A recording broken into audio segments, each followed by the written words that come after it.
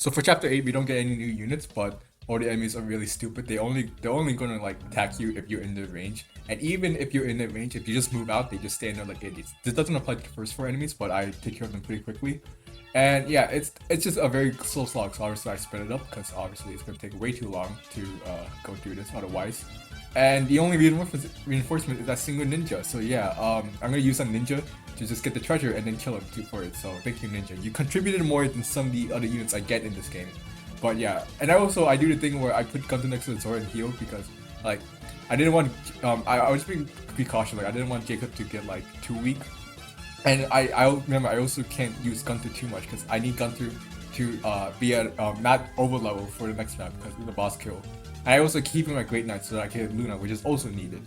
And obviously, if you can tell, I'm obviously gonna do like a very specific boss kill. And so yeah.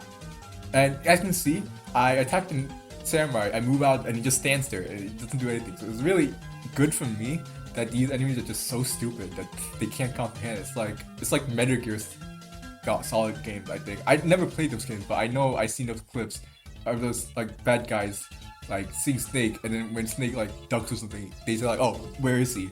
So yeah, it's kind of like that. The only noticeable threats are like that archer, because like he does a lot of damage, and if I miss like any of my attacks, I'm screwed. So yeah, but that's about it. And here I'm just gonna account for range. I think I do mess up a little bit on the range because I do get in range in the ninja, but it's not a big deal. I just want to make sure I keep baiting these enemies one by one, because like I mean I don't want to do it like this, but it's really hard when like your enemy when your units just suck, man. It's like there's not much you can do about it. Like Corin cannot like live anything. I don't think Jacob can live much either, and Gunter is just he can't kill much on his own. He can't one round anything on his own.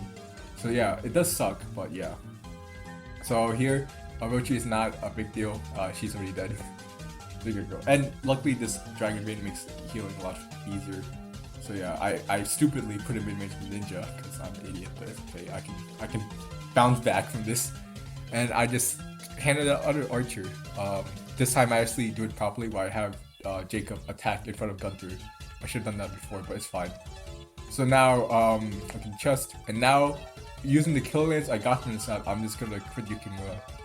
So yeah, that's very liable strat. But even if he doesn't crit, I mean it's fine. Like I could just use a steel lance to chip him down because the side soul won't be in range.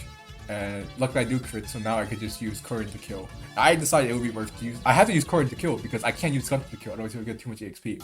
Chapter 9 is an absolute slog, and the win does not make it better. So instead of actually playing the game, I'm just gonna skip it. This skip is based on Chest Jump Bolt's strat for his Revelation 0% growth LTC. The difference is that due to some of my units just being weaker, I would not be able to transfer Rinka over to Gunter. So due to that, I would have to use Luna in order to kill Fuga. But the good side of this is that I get to use the Kill Lance and not the 1% crit from the Steel Lance. So the chances is like it's not too bad compared to the 1% crit needed. But yeah, it actually wasn't that bad. This was like my third try. So the only other thing to do is have Kaze get that chest, because the next turn the wind is going to blow him upwards, so he'll be in range of the next chest, which is 10k, which is definitely more important. And because of win, you know, like the best mechanic, you know, everyone loves to win. It's going to blow Kaze upwards, but it's also going to blow Gunter down.